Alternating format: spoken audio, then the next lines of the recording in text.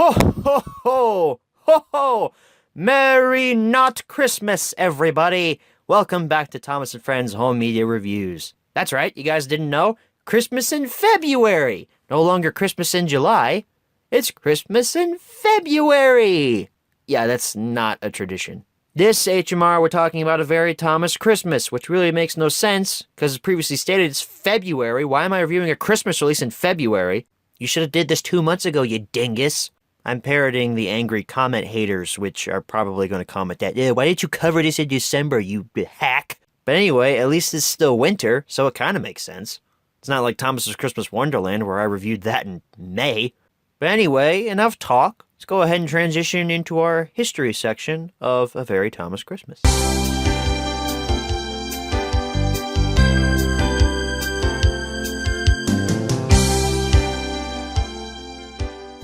So A Very Thomas Christmas was first released on October 9th of 2012, just a mere month or so after Blue Mountain Mystery hit, and everybody was soaking up the praise of that film and was like, man, this is really good. They had their dreams crushed with A Very Thomas Christmas. However, to a lot of people's surprise, Universal brought back A Very Thomas Christmas in 2016. And strangely enough, it was also released in October of 2016, which still makes no sense, guys. Seriously, I've ranted about this in the past, guys, but why in the world are you putting out Christmas stuff in October? Is there some clause in Mattel's contract that you're not allowed to release Christmas content in December because that would be somewhat offensive? It makes no sense to me. I'd like to know. Anyway, enough about that. Let's go ahead and transition into our close-up section of Very Thomas Christmas.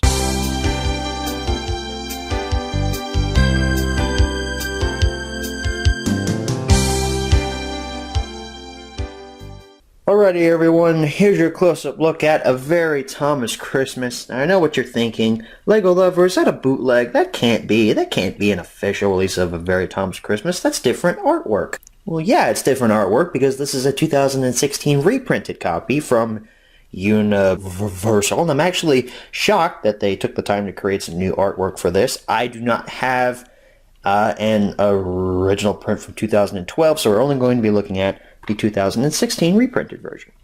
Thomas and Friends logo, A Very Thomas Christmas, in a very eye-catching font. Thomas down there at the bottom, covered in lights and such, and there's a snow sort of banner around it, or background, as some of you may call it.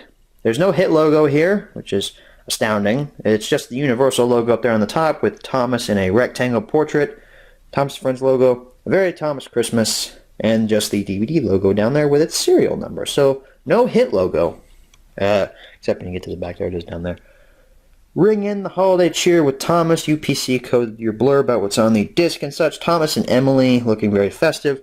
Bonus features, Thomas's Christmas Journey game. You got some of those Guess Who puzzles and Driver Perkins. Fun with him, as usual. Down here is your tech specs and such, and if you can see, right there, you can read that. It says, disc made in Mexico. What am I doing? That was a bad Donald Trump impression. I'm sorry for those of you who didn't get that joke. We open this up, not a eco case this time, but it's still kind of cheap plastic. There's our disc. Again, it's that uniform reflective gray look for all the Universal reprints and standard Universal releases, I suppose. A Very Thomas Christmas just printed on there. But I guess it's cool. And also, the clamshell is white. So that's cool that they actually made the extra effort to change that to white to make it look like snow and not for white superiority, which I know that some social justice warriors will comment down in the comments that, oh, I like it because I'm a white supremacist, because obviously I'm white, so I like everything that's white. Not true. All of you all who are going to comment and being very angry in the comment section, I'm sorry if I just triggered some SJWs. With all that being said, guys, let's go ahead and transition into our menu tour for A Very Thomas Christmas. Alrighty, everyone, here's your menu tour for A Very Thomas Christmas, and you can see we're back to full screen menus. Last week with Blue Mountain Mysteries menu tour, we had a glorious widescreen aspect ratio menu, and now we're back here to full screen. And we'll be stuck in full screen for about another month or so. But I guess I can handle it. Our 4 options, same as always, play, episode selection, language selection, bonus features. This actually is pretty similar to this new poster art, which was created for its reprinted version of A Very Thomas Christmas. However, it's more similar to its original poster art, which I will put on the screen right here. Anyway, got our same 4 options. Episode selection, what do we got on this release? The Christmas Tree Express, Ho Ho Snowman, Salty Surprise, and Emily's Winter Party Special. I can't really say too much about these stories because I haven't watched this yet, so can't say much about them. Language selection, let me guess, it's going to be English, Spanish, and French. Yep, of course. We barely spent maybe 2 seconds on that portion of the menu. Bonus features, Thomas's Christmas Journey game, and Guess Who puzzles.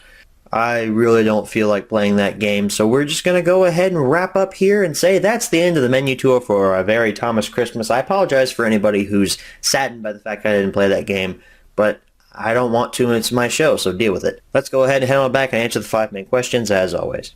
Alright, so we're back from the close-up. Now it's time to answer the 5 main questions as always. Number 1, where can you pick this product up? Well, the original version, you're never going to find that in a store, but the reprinted version from 2016, I actually saw this in a few places last December, actually. I mentioned in Blue Mountain Mystery, Target is the best place that you can find reprinted Thomas and Friends products, especially movies and such, and I actually saw A Very Thomas Christmas at Target last year, and I picked it up in 2016 at Target. So, check your local Targets, they might have some overstock. Number 2, is this product still being printed nowadays? I'm gonna say no to this, since it's not October of 2018 yet, so we're not gonna get any Christmas stuff for a while, at least, hopefully. Number 3, should you pick this product up? Oh boy, let's get into this downfall. Yeah, these episodes are not good. I mentioned last week how they weren't the best or the worst. Yeah, they're pretty bad. I'm sorry. I hadn't rewatched it prior to recording the Blue Mountain Mystery HMR, so I completely forgot how bad these episodes are. I mean, the Salty episode wasn't too bad. I mean, it was cool to see some of his backstory, with him being painted green, even if it was just a ploy to make a Toys R Us exclusive Wooden Railway product.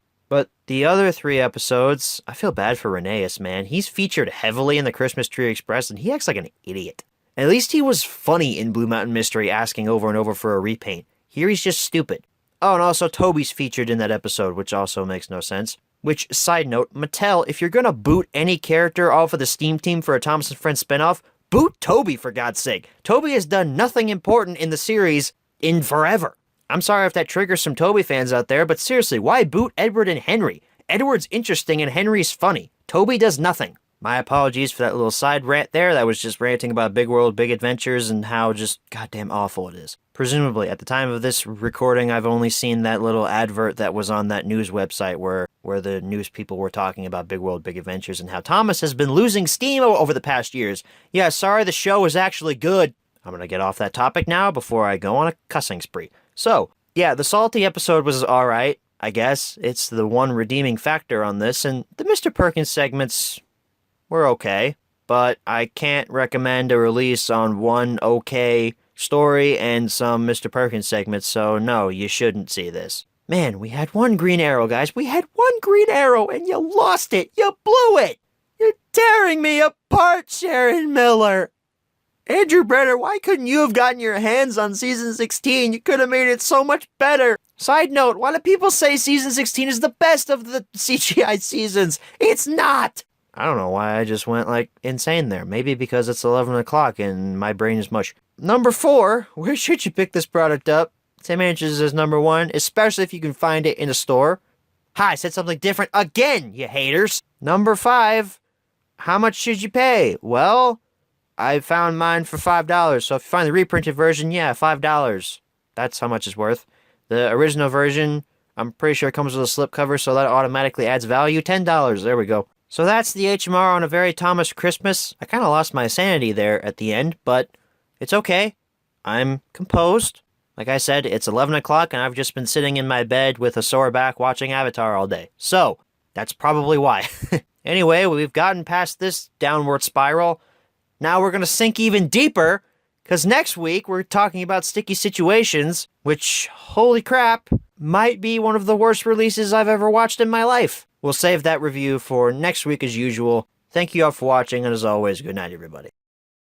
Okay, the microphone is steady. Beforehand, it was slipping off of the tripod, and I couldn't figure out why, but now it looks to be okay. So we're going to try this out, and if it falls in the recording, well, it'll make a good blooper. So this is coming out when? Need to find out when this comes out. I forget. Okay, February. Yeah, I was right. So we'll make a joke about Christmas in February. Makes sense.